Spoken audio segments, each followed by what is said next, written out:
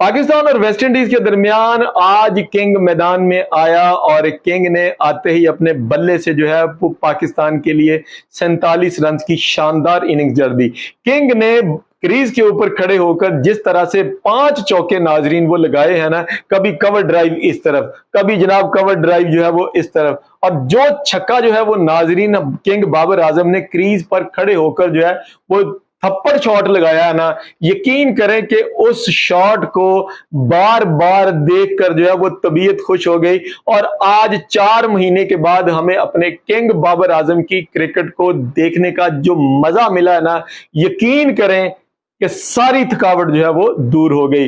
बहुत सारे हेटर जो हैं वो बाबर आजम के हवाले से बहुत ही गंदी गंदी नेगेटिविटी फैलाने वाली बातें करते थे कि बाबर आजम का करियर जो है वो जनाब खत्म हो गया, फिनिश हो गया।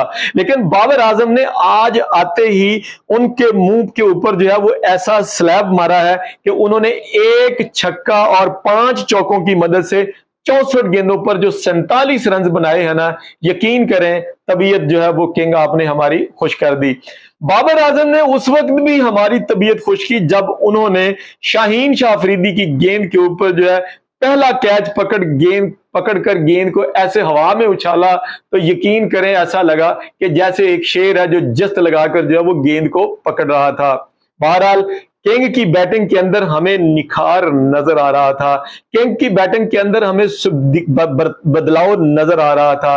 किंग जिस तरह से बल्ले के साथ धाड़ रहा था वो सब तमाशाइयों को दिखाई दे रहा था। लेकिन आज किंग फिर अपनी गलती की वजह से मैदान के अंदर जो है वो दुश्मन के हाथों ढेर हो गया।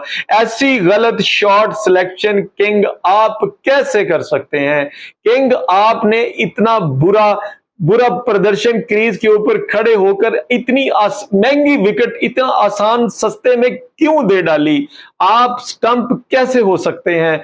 आपको अब गेंद जो है वो आपको अब आपको गेंद के साथ जो है अपना रंग बिरंग बदलाव जो है वो दिखाना पड़ेगा।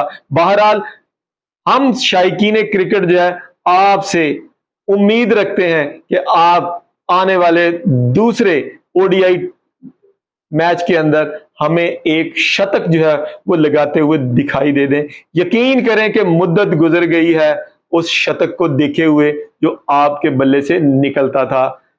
हमारी दुआ है कि अगले आने वाले दोनों ओडीआई मैचेस के अंदर आप पाकिस्तान टीम के लिए शतक लगाएं।